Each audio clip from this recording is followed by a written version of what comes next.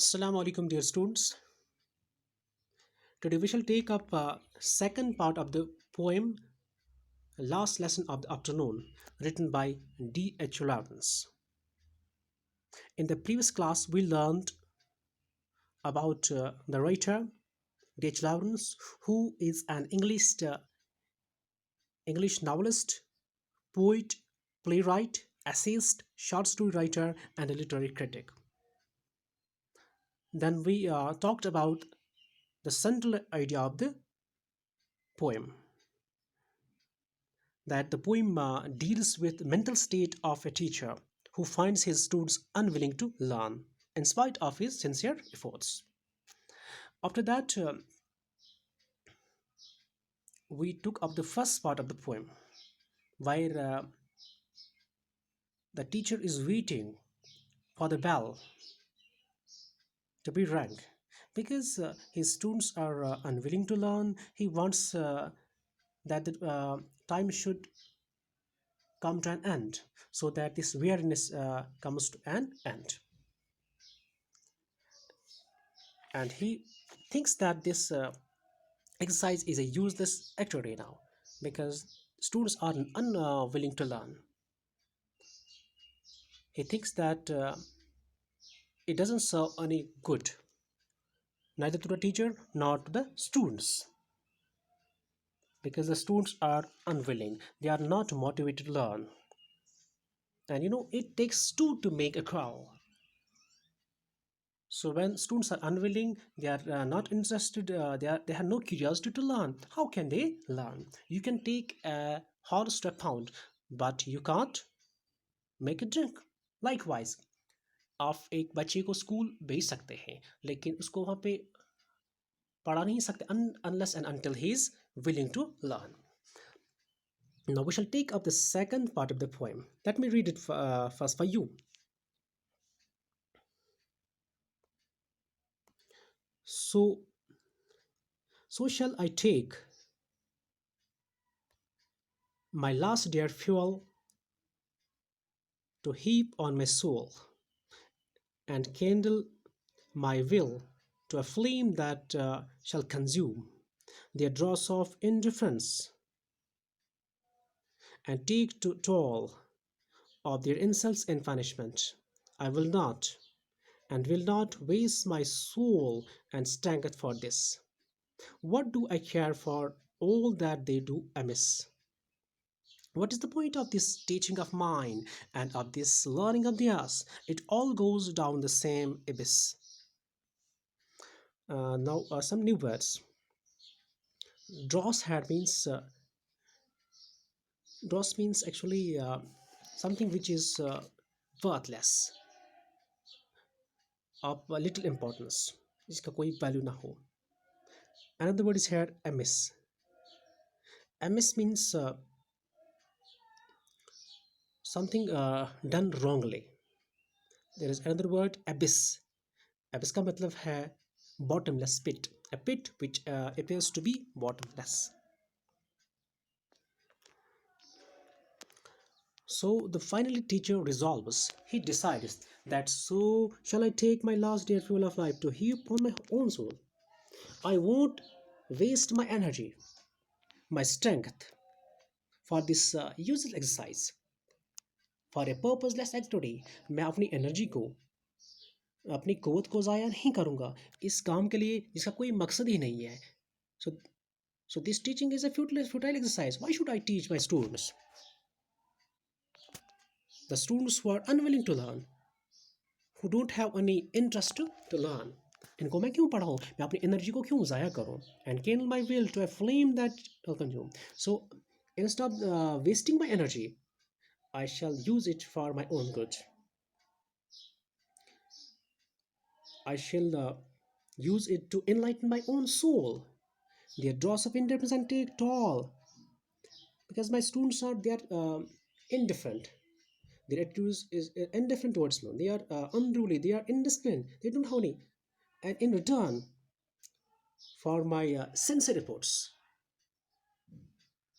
they give me insults as punishment, because my teaching doesn't serve any purpose. So he says, I won't waste my energy. Now he resolves, he decides, the teacher decides that he's engaged in a futile exercise. So he decides to sit and wait for the last bell to be rung. So I will not waste my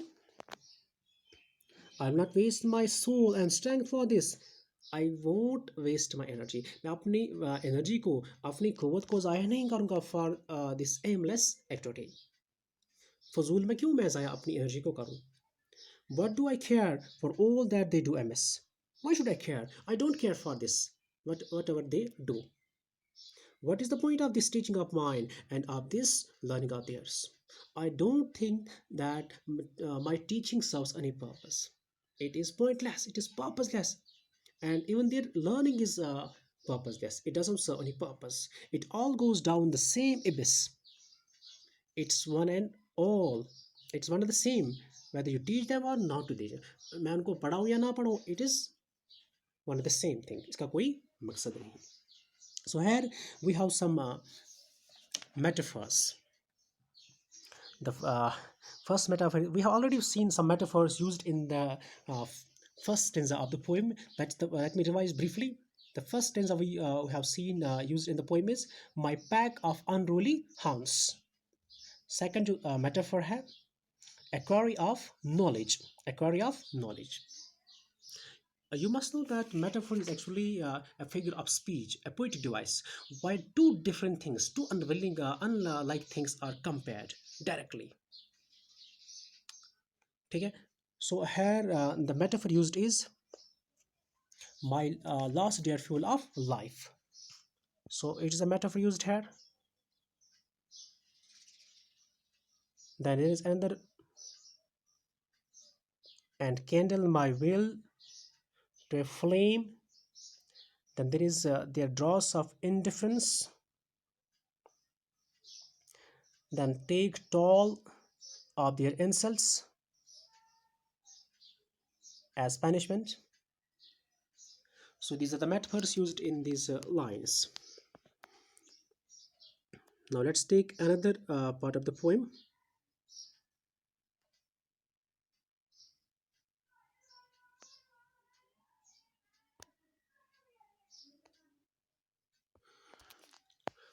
The third part of the poem is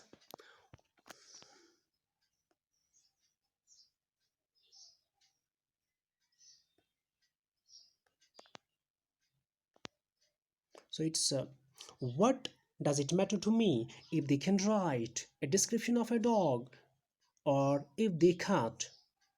What is the point? To us both, it's all my art. It's all my art. And yet I'm supposed to care with all my might. I do not, I will not. They won't and they don't. And that's all. I shall keep my strength for myself, and they can keep theirs as well. Why should we beat our heads against the wall? Beat out against the wall of each other. I shall sit and wait for the bell. Now the poet comes to the conclusion. The teacher comes to the conclusion. ये यहाँ पे मुद्दे पे आ जाता है. That what is the matter to me? What does it matter to me? It doesn't matter. इसका कोई मुझे कोई परवाह नहीं. I don't care about it. If they can, whether they can learn or not. मुझे कोई फ़र्क नहीं पड़ता चाहे वो सीखे या ना सीखे. If they get education or not. If they can write a description of a dog or if they can't. What's the point? It doesn't have any purpose. So to us both, so for both the students and the teacher, it's all my art. I don't care. It's all my art. It is a phrase. It means I don't care. So both the students as well as the teacher, they don't care about each other now. And yet I'm supposed to care with all my, being a teacher, I'm supposed to care about the students, whether they are willing or unwilling, whether they want to learn or not. As a teacher, मुझे उनके बारे में उनका ख्याल रखना है, उनको पढ़ाना है, चाहे वो पढ़े या ना पढ़े, चाहे वो इसके लिए राजी हो या ना राजी हो. I do not and will not, they won't and they don't, and that's all. Now the poet concludes finally that I won't. I won't teach them. I do not teach them, and I will not, they won't, and they don't. Even they won't learn. They're not going to learn. They're not learning, they are not going to learn in future. I'm not going to teach them now. And in future, I'm not going to teach them now. I shall keep my strength for myself. They can keep theirs as well. So I shall keep my strength for myself. मैं अपनी strength को, अपनी कुवत को, अपनी energy को अपने लिए इस्तेमाल करूँगा. I won't waste it. It's just simply a wastage of time and energy. मैं अपना वक्त ज़ाया कर रहा हूँ. मैं अपनी energy, अपनी कुवत को ज़ाया कर रहा हूँ. Even they are also wasting their energy. So it is better for them to keep their energy for themselves, and I shall keep for my own for myself. So why should we beat our heads against the wall? Our To beat one's head against what? It's a phrase. So it means try to do something which is completely impossible. So actually we are beating our heads against each other. We are doing something which is quite impossible. जो नामुमकिन बात है वो हम कर रहे हैं. मेरी जो टीचिंग है ये नामुमकिन, वो सीख ही नहीं सकते हैं. उनका पढ़ना ये भी नामुमकिन सी बात है. So of each other, I shall sit and wait for the bell to be rung. Now the teacher finally concludes that his students are unwilling to learn. He is engaged in a futile activity. वो एक ऐसी activity, एक ऐसा काम कर रहा है जिसका कोई फायदा ही नहीं, which is purposeless.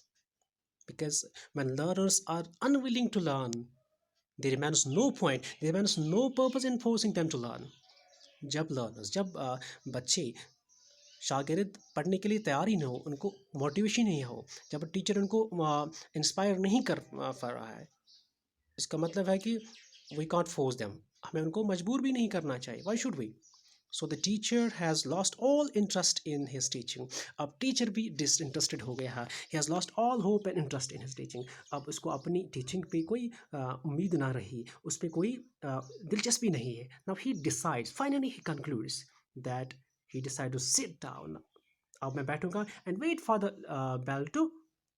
last bell to be rung. कि लास्ट बेल कब बजेगी, स्कूल से छुट्टी कब हो जाएगी, and run back home, ताकि वो घर चले, and this weariness will end. So what we learn in this very lesson is that if we do want to do something good in life, we have to put in our efforts with honesty, with dedication, and we must be sincere in our efforts.